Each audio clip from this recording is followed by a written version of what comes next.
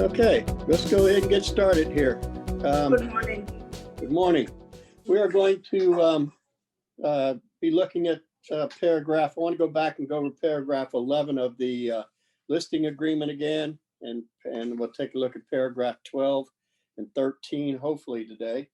So if you have your listing package, form, form K1336. I'm on page 5 of 12. Okay. Paragraph 11, types of real estate representation, disclosure, and informed consent.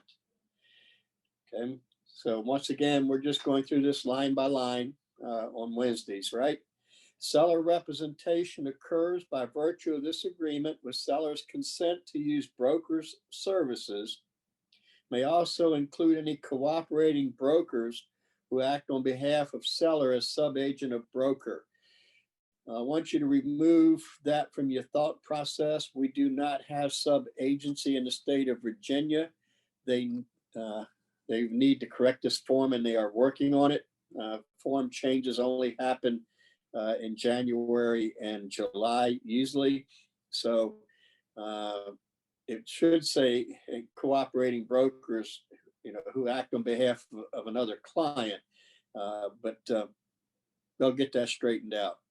Note, broker may assist a buyer or prospective buyer by performing ministerial acts that are not inconsistent with the broker's duties as seller's listing agent under this agreement. What in the world is a ministerial act? A ministerial act is something that will help the transaction go forward. In the old days, we all represented the seller, and we would tell a buyer to make them feel more comfortable. Don't worry about a thing. We'll line up the lender, the title company, the home inspection company, all that type of stuff. And then the buyer thought, well, if they're doing all this for me, they must be representing me also, which ended up being considered undisclosed dual agency. So they changed it. They said today, you can help somebody with the lender, the home inspector, the title company. You can fill the blanks in a contract without creating an implied agency. The key to it is you can't make the decision who the lender will be. You can't make the decision who the title company will be. You can give them suggestions to a customer. You can give suggestions, okay? And then they say, well, I want to use RTS title. Well, then you can contact RTS title for them. They made the decision, okay?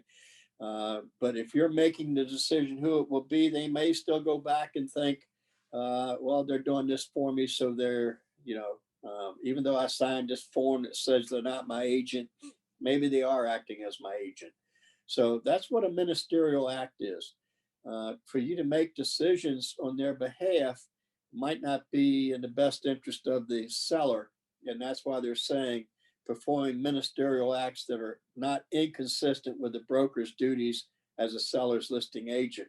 So if you do a CMA, if you were to do a CMA for a buyer, okay, and that buyer wasn't your client, and it showed that the property wasn't worth what the seller was asking, would that be a ministerial act?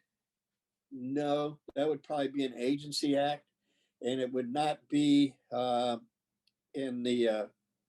it says not inconsistent with the broker's duties. So you've got to be careful how you do those type of things if it is a customer, okay? Now, if it's a buyer who is not represented, remember you need to use the unrepresented agreement form. And if you have your contracts package also with you, it would be page 33 of the contract package. Okay. I want to discuss this form to make sure we're filling it out properly. It is Form K-1207. It's part of the contracts package dated 07-2020 that you have from previous classes. And the form says disclosure of brokerage relationship for unrepresented parties. Okay, hopefully everybody has found the form. You never use this form, ever use this form if there's a listing agent and you're a buyer's agent, because both parties are represented. So the only time you would use this form is if one party to the transaction has an agent, the other one doesn't. So if you work for Fairfax Realty of Tysons, for instance, and the company has a listing, then you could show that property to a buyer who is not your buyer client, okay? But they would need to sign this unrepresented party form. Okay, that's not sub-agency because it's your firm, okay? And since the buyer in that instance has assigned a buyer broker agreement, you're just showing them the property, then they are an unrepresented party. And that's an example of when you would use this form, all right? You should have a buyer broker agreement anytime you sell any other company's listing because there is no sub-agency, so this form would not be necessary. Any questions about that? So let's try this out, okay? You have a buyer broker agreement with me. You're going to show me a for sale by owner property. For sale by owner. Does that owner have an agent? No. Would this form be necessary? Absolutely. Okay. So let's try filling it out. The undersigned unrepresented parties do hereby acknowledge disclosure that you, the agent, okay, associated with Fairfax Realty of Tysons, represents only the following party in the residential real estate transaction. Commercial transactions, you don't need brokerage disclosure. It's only residential. So in that instance, you have me as a buyer client. You're going to show me that property, okay, of a for sale by owner. Now you have choices here, seller or buyer, for a box to be checked. Which box would be checked? Okay, well, when you use this form, the box that's checked is the party that has an agent. Okay, and in this instance, the buyer has the agent. Okay, and only the seller signs this form. Okay, even though there's a place for the buyer to sign the form, they do not sign the form. This form is for acknowledging that you don't have an agent. If you're a buyer's agent and you have a buyer sign this form to send over with your contract, okay, you just told the buyer you're unrepresented because it starts out with the words, the undersigned unrepresented parties. The only time the buyer would be the one to sign this form is if you check the box seller, which means it's your listing or a company's listing, and you're showing it to a customer. Everybody clear with that? Anybody have a problem with that? Because this form gets used improperly all the time. I mean, if there's a listing agent and a buyer agent, then this form not even part of the transaction, right? No questions about that? Good. Well, let's move on then to types of representation. Buyer representation. That occurs when buyers contract to use the services of their own broker, known as the buyer representative, to act on their behalf. Okay, so our state law says you must have a written contractual brokerage agreement with a party before you start representing them. So agents, please get this signed before you leave the office to show properties. Okay. Don't go out without a buyer broker agreement, even if it's for one day or for one property. Protect yourself. We've had several instances where agents want to go back and backdate a buyer broker agreement when a problem arises. You're just asking for more problems if you have to do that. Get that buyer broker agreement signed before you leave your office. Okay. Designated representation occurs when a buyer and seller, one transaction, are represented by different sales associates affiliated with the same broker. So it's one property, okay? A buyer and a seller, both represented by Fairfax Realty of Tyson's, okay? But each one has their own agents. So one property, one broker, two agents, right? The broker is still going to be a dual agent, but in this instance, both the buyer agent and listing agent are considered single agents. Okay. Each of these sales associates, known as a designated representative, represents fully the interest of a different client in the same transaction. Designated representatives are not dual reps, and if each represents only the buyer or only the seller in a specific real estate transaction. In the event of designated representatives, each representative shall be bound by client confidentiality requirements set forth in the confidentiality information paragraph. But key here, the broker remains a dual representative. So the state of Virginia says, I have a duty of confidentiality to my client. Okay. I must maintain all of their confidential and personal information. So let's go to paragraph 13 of this listing agreement. Let's take a look at that. Confidential information. Broker shall maintain the confidentiality of all personal and financial information and others matters identified as confidential by seller, which are obtained from the broker during the brokerage relationship, unless seller consents in writing to the release of such information or is otherwise provided by law. Now, I'm behind in my mortgage payment. I'm not, but I'm saying if I'm behind in my mortgage payment, I don't have a mortgage, but if I'm behind in my mortgage payment, can you let the other side, the buyer, know that? No, not without the seller's written permission. Okay.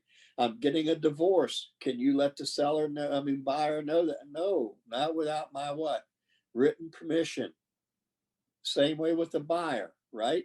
Since this is a listing agreement, it only talks about confidentiality of the seller's information here, but in a dual agency or designated agency, you have the duty on the other side as the buyer not to disclose any information to me about their finances or anything personal about them unless they give you written permission. Now, this goes on to say the obligation of the broker to preserve confidential information continues after termination of the brokerage relationship. So this obligation, once I become your agent, okay, we have that signed written agreement that I must maintain confidentiality till death do us part. If the listing expires, you can't use that information you obtained during that listing agreement to do damage to a seller. So if you had a buyer client later and somebody else has the listing, you couldn't share any of that confidential information you got while you were the listing agent. So it goes on till death do us part unless they give you written permission to disclose or court says, you know, tell, then I'm going to tell, or you need to prevent an illegal act from happening or defend yourself in a lawsuit. Otherwise, that is forever. Now, information concerning latent material defects about the property is not considered confidential information. What does that mean? Well, I know that the furnace has a cracked heat exchanger and it's emitting carbon dioxide into the house. The seller tells me not to tell. I have to tell. Our statute says I must tell. That's not confidential information. So remember, our statute says we must tell all known material adverse facts about the physical structure or the property inside the property line. Okay. Seller might not have to tell. We do. So when it talks about confidential information, if they tell you not to tell about something about the property, you have to tell. Okay. And just make sure they understand that. If you're asking you to, there's an actual case about a cracked heat exchanger up in I think it was Connecticut or one of those states up north. And the agent didn't tell because the owner told him not to. And the owner had removed the condemnation tag from the gas company, and the people moved in, and two of their children died the first night they used the heat from carbon monoxide. The agent was faced with more than not disclosing. They charged him with manslaughter. So can't hide those kind of facts. All right. Any questions about 13? Great. Moving on. Next page, 6 of 12 of the listing agreement. Seller does not consent to designated representation and does not allow property to be shown to a buyer represented by this broker through another designated representative associated with a firm. I do not understand why they would not want to agree to that.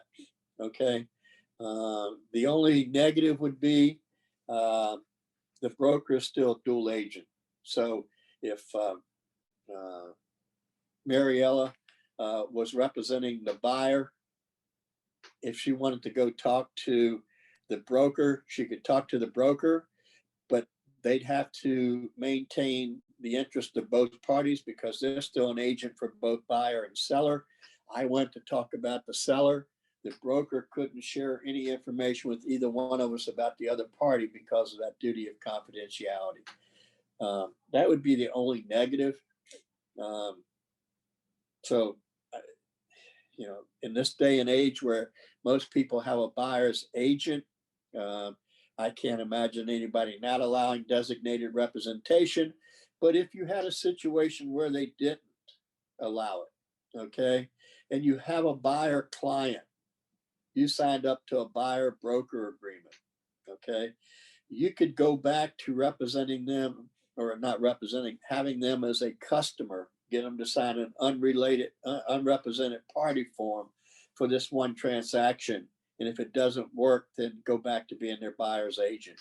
I mean, if they really, really wanted the house, there's a way of doing it because it's a company listing and you work for that company. That would not be sub-agency, right? Or seller consents to the designated representation and allows property to be shown to buyer represented by this broker through another designated representative associated with the firm. Now, you cannot appoint another agent to represent the buyer if you're representing the seller, okay? These are the company's listings, okay? And only the broker can designate another agent.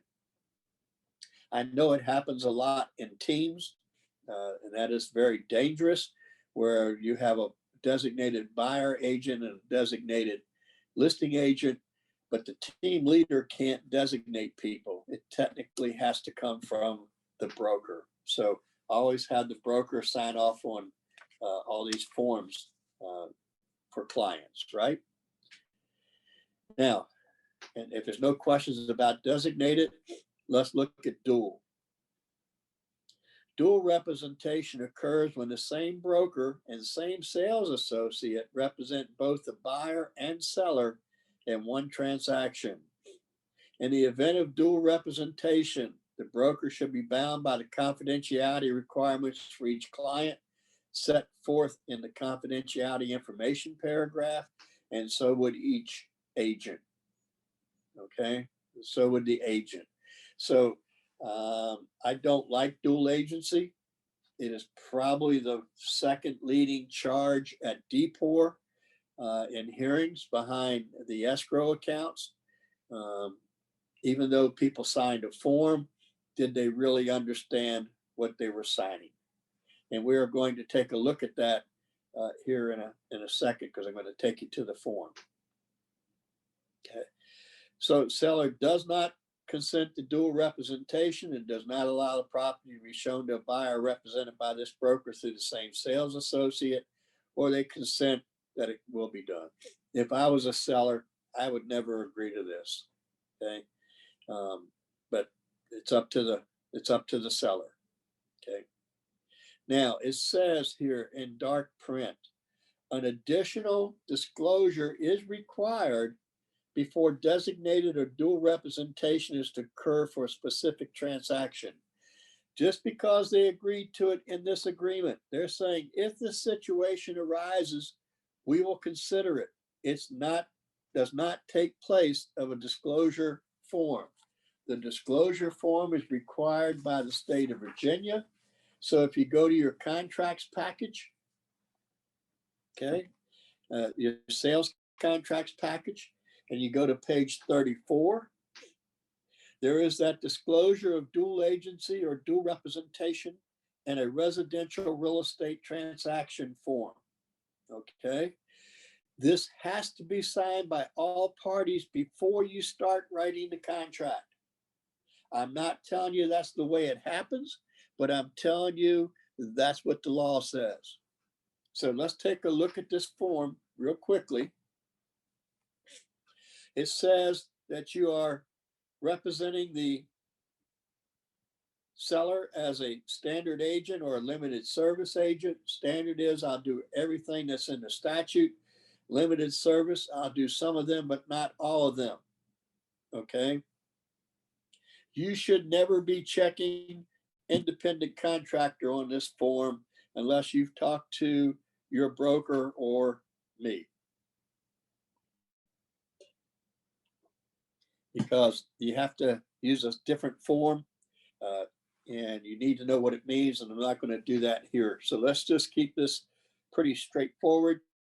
Most people would be a standard agent. They're using the buyer broker agreement, listing agreement from NVAR. They only use standard forms here. So you sign where you're going to represent the seller and the buyer as a standard agent. Now, are both clients existing clients? What does that mean? I'm going to simplify this. I've had a seller for 30 days, had their home listed for 30 days. I went over everything with them. We did analyses. We did all that. I've had a buyer client for 30 days. Okay. And I've done all that same stuff with that buyer, right? So nobody's at a disadvantage at this point. Now, I know this buyer is perfect for my seller's listing. They both agreed in the listing agreement that, hey, I will consider this. Okay. Why haven't I taken that buyer to that seller's house where I can make both sides of the commission? Well, the seller's price was higher than the buyer qualified for. And if I would have taken that buyer to the seller's house, what was I saying about my seller's price? That they take less. I can't do that. Okay. But now, 30 days later, I go back to the seller, they lower the price. Now my buyer qualifies for that house. Now I can take them over there, be a dual agent, and I would check both clients are existing because I've had these agreements already. Do you understand that? And if you don't understand some of this, unmute yourself, speak up, and we'll discuss it. Okay. Yes, if you have a question about it, other people probably do too, and they're afraid to speak up. But go ahead and speak up. Yeah. Somebody had a question? it was just if you can explain it again. So when are you going to fill out this box? Okay, so if you have a buyer broker agreement with somebody and a listing agreement, and you already had them in place, okay, and now you're going to take the buyer over to the seller's house, then you would use both clients are existing. But Oh, okay. let's say you don't have a buyer, okay? And you're holding the house open for the seller, and a buyer walks in, okay? You know, when that buyer walks in, you have to ask them, have you entered into an exclusive right to be represented brokerage agreement? And if they say yes, then, you know, have them sign in and honor that other agent. But they say no. So you get them to sign an unrepresented party form, but they like how you talk, and they like your experience. And they like that, hey, Larry, you've been in the business for 43 years. I want you to represent me also. Well, I could do that. I could sign them up to a buyer broker agreement that day. Okay. And they could write a contract on my seller's home through me. But now I have one existing and one new. Who's the new? The buyer that just came in off the street. Okay. Now, if that's the situation, and you need to go over all this with everybody anyway, but look at the disclosure that they have to sign, that they understand when they sign this dual agency form. Okay. One, following the commencement of dual agency, I can't advise either party what to offer or what to accept. So I bring the offer to the seller. It's not full price. Seller says, Larry, do you think they'll pay more? What do I have to tell the seller now? Well, I can't tell you, okay? Because I'm representing both of you, okay? But this new party has to understand I've probably given all this information to the seller over the last 30 days to help them know what they should be accepting and not accepting.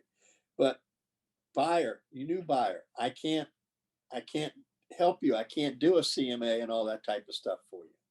Two, I cannot advise the buyer whether this property is even suitable for them, right? Or its condition. And I can't advise either party what repairs to ask for or what repairs to make. Three, if a dispute arises during this transaction, don't either one of you ask me. I can't give either one of you advice. Okay. And then four, the licensee may be acting without knowledge of the client's needs. Since you're new to me, I really don't know your situation. I don't know, I don't know if you understand the market, but I couldn't tell you about it. And I don't know about how well you are capable of dealing with the intricacies of a real estate transaction. But unless they're a ministerial act, I couldn't really help you. Okay. And then number five, you both have the right to go hire another agent and pay them to do all the things I can't do because I'm a dual agent. Okay. Now, if somebody will sign that form after you explained all that to them, to me, they'd have to be nuts. Okay. I'm sorry. Everybody should have their own representation in this transaction. But a lot of people feel that they're better off if they use the listing agent because they know the seller situation and they could probably get a better deal. Okay. And this is why the form has to be signed before the transaction begins so that everybody knows what you can and cannot do. Am I telling you that's the way it's done in our industry? Not necessarily. But what I am telling you, if you don't do it that way, it can come back and haunt you in the future. Okay. Now, page 36 is designated agency. Okay. That form would be used if you're a designated agent. Now, I want you to go to the very first paragraph of the sales contract. If you have that package in front of you. Okay. Page 1 of the package. And it talks here in that first paragraph, not number 1, but the first paragraph. The listing brokerage and co-op brokerage referred to as broker. If the brokerage firm is acting as a dual representative for both seller and buyer, then the appropriate disclosure form is attached to and made part of this contract. So these mandated forms from the state of Virginia have to be signed by everybody before the transaction begins, and they're attached to and made part of this contract. That includes designated agency and dual, because the broker is a dual agent in both those situations. Got that? If not, speak up and I'll go over it again. Or if need be, I'll do a separate session on it if you would like.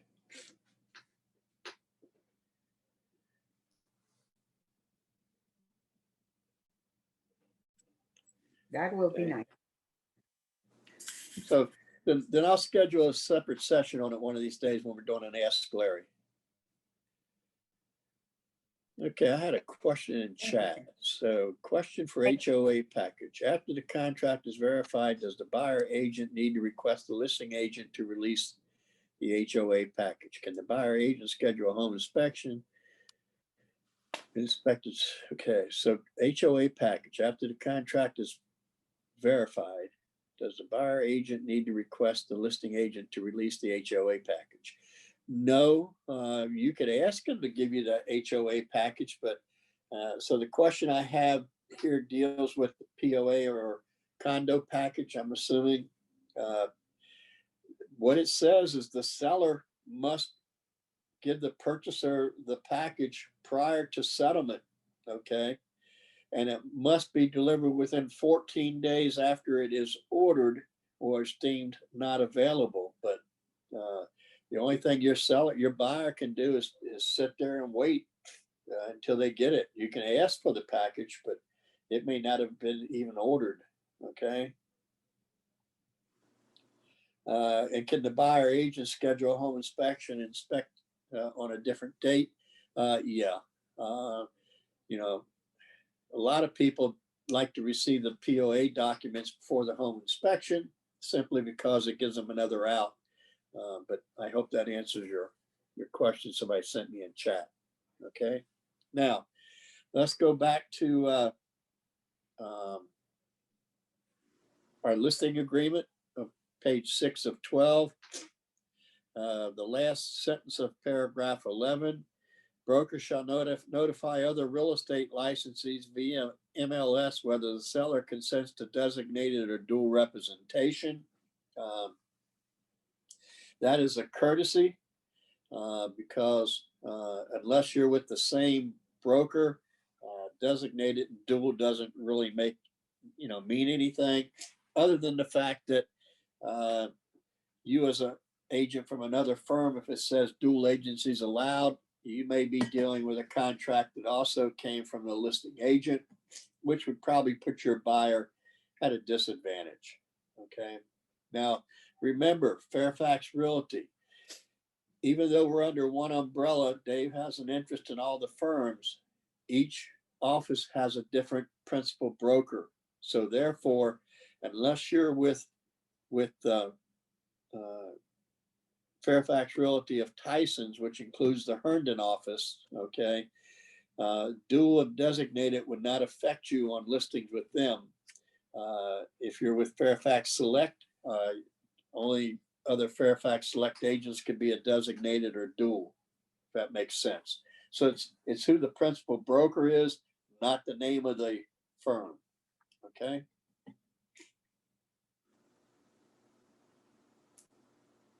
Any questions about that? Okay, then let's take a look at paragraph 12 and let's make sure we get this paragraph right. Broker compensation. Just to fill you in, I've seen it more times than I care to, where the compensation to the co-op broker is say 3%, and then the total compensation in the listing agreement is 3%.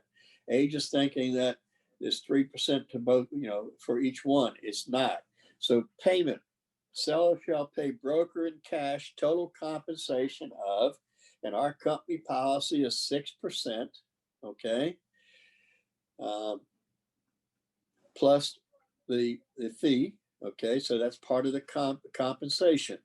Now, if you can get permission of your principal broker to offer it at whatever rate you want, but that's what our company policy says. All right. So it's a total of, if during the term of this agreement, anyone produces a buyer ready, willing, and able to buy the property, anyone, You, a co-op broker, the seller, makes no difference. That's what an exclusive right agreement means, correct? Remember, exclusive agency, you're still allowing the seller to sell it without any compensation. So as a buyer's agent, if you are looking at listings in a system and it says exclusive agency, okay, then we're talking here, okay, the seller still has the right to sell it. If it's exclusive right, no matter who brings it, you can do this. Now, under an exclusive right, you can exclude a buyer. But if you do that, you need to make sure everybody understands. So I would not enter it as an exclusive right. I would enter it as an exclusive agency if I reserve the seller the right to sell that property themselves. Okay. Now, there is on the MRIS input, right? Input where you check a box that there are protected clients of the seller under an exclusive right. You as a listing agent would make sure you check that box, and you as a buyer's agent would check to make sure that that is not checked, so that you know that no matter who you take there, you're protected. Okay. Compensation is also earned if within, I use 365 days, but you can put whatever you want, days after the expiration or termination of this agreement, not withdrawn. Okay, withdrawn simply means it's still a listing, it's not in the MLS, right? A contract is ratified with a ready, willing, and able buyer to whom property had been shown during the term of this agreement, provided, however, that compensation need not be paid if a contract is ratified on a property while property is listed with another real estate company. At midnight on the last day of your listing, you no longer have a listing. If you have a contract that's in the works on a property and that property is then relisted with another broker and that contract gets ratified after your listing expires, you're out. Okay. You get a contract registered on your listing on the last day, you better get over there and get a written extension of your listing. Okay. Any questions about that? Okay, good. Cooperating broker. Okay, cooperating broker is another broker that you allow to show the property. Okay. Broker shall make a blanket unilateral offer of cooperation and compensation to other brokers and any MLS that broker deems appropriate. Okay, blanket unilateral offer of cooperation and compensation. In order to use Bright's system, you have to offer compensation in at least one field. Okay, so our code of ethics actually says you do not have to offer compensation, but that's code of ethics, not Bright MLS. Okay. To that end, broker shall offer a portion of compensation to the cooperating broker as indicated, buyer agency or other. You notice there is no place to put sub agency. That's because we do not have it in Virginia any longer. Okay, so most transactions are done by buyer agents. Other compensation might be what we call non-agency. That's that independent contractor where I sign an agreement with the buyer. I'm not your agent, but I will do this for you in writing. That is legal in Virginia. That would be under other compensation. I think I'm maybe one of the few people in Virginia who ever served as a non-agent in a transaction. So more than likely, you would just do buyer agency compensation of 3%, 2.5%, whatever you're going to put in there. Other compensation could also be a bonus. Okay. So if they want to offer X% plus a $5,000 bonus because the market turns and the houses aren't selling immediately, you could have that under other compensation also. Note, compensation may be shown by a percentage of the gross selling price, a definite dollar amount, or N for no compensation. How would that ever happen? Well, somebody's upside down on their mortgage. They don't have any money to pay anybody anything. So as a service, the agent put it in the system. And if your buyer wants to buy this property, your buyer is going to have to pay the compensation. Okay. Brokers' compensation and the sharing of compensation between brokers are not fixed, controlled, recommended, or suggested by any multiple listing service or association of realtors. What that means is antitrust. There is no normal, fixed, usual, customary, standard, anything. Total commission or commission split, period. Paragraph C, variable rate commission. If applicable, the broker and seller agreed to a variable rate commission to be paid as follows. Now, what does that mean? You go out to the seller's house and you say the total compensation for this transaction will be X%. Okay, X%. Since this is Fairfax Realty, I'll just go ahead and use the number 6%. Okay.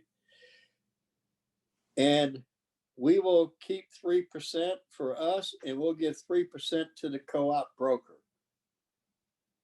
However, if we sell it ourselves, if I sell it or another agent from Fairfax Realty, if Tyson sells it, we'll do it for a total of 5%.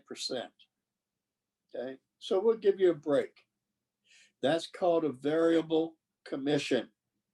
Okay, you would need to spell that out in this paragraph, as well as when you put it into the multiple listing system. There is a question, variable commission, yes or no. This is a variable commission. It would be checked yes. What's that? Now, let me mute all again. If under variable rate commission, 3-4 of our code of ethics says, if you have a variable rate, you must put all other agents in our association on notice you have that. That was that input question. And it also says under 3-4, if you are representing a buyer client, you must check to see if it says variable rate commission. If so, you must call the other side, the other broker, say, I see it's a variable. What would be the differential in the transaction? And they must tell you, okay? And the differential would be 1%. 5 from 6 would be 1%. We're not talking about splits. We're not talking about total compensation. We're talking about the differential. It also says in 3-4, the code of ethics, you must tell your buyer client about this differential before they write a contract. Okay, so they can make their best offer knowing that if the listing agent or another agent in their firm wrote a contract, their contract's going to be 1% better right up front if they're equal. Retainer fee. Broker acknowledges receipt of a retainer fee in the amount of which shall or shall not be subtracted from the compensation. Some brokers get money up front because they're going to be doing some extensive advertising, or the buyer or the seller wants some extensive advertising. So I might say to that buyer, I mean, that seller, that's fine, but you're going to give me this much money up front to cover the advertising, and I will take that out of the total compensation when we get a contract and you ratify it. Or you can just get the money up front and it's not part of the compensation, okay? Either way, that retainer is non-refundable and is earned when paid. I'll be frank with you, most agents don't get that. I usually do get something up front simply to help cover the cost of the photographers and all those other things people are going to be doing, and subtract it from the total compensation. The other thing that does is it also gets them to stick with you longer, because if you have some of their money up front, they stick with you. Along the lines of that, any money that is received as a retainer fee has to be made out to the company, not you. Early termination. In the event seller wishes to terminate this agreement prior to the end of the listing period without good cause, seller shall pay broker X amount of dollars before broker's execution of a written release. You can put a dollar amount there. You could put not applicable there, whatever way you want to do it. But talk to your broker and make sure that what you're doing is reasonable, because if it's unreasonable, you may have trouble enforcing that in a court of law. Any questions about those paragraphs? Any other questions about anything before we call it a day? Because I have to teach at the board this afternoon from 1 to 4. So I have a broker CE class today. Okay, if not, remember, we are not meeting next week. It's Thanksgiving week, and that'll be Thanksgiving Eve. I'm going to be with my family. So we're not meeting Monday and Wednesday next week. We will pick up with it the week after. Okay? If I don't talk to you before, have a nice holiday. Thank you for attending. Thank you. Thank you. Thank you. You too. Thank you. Thank you.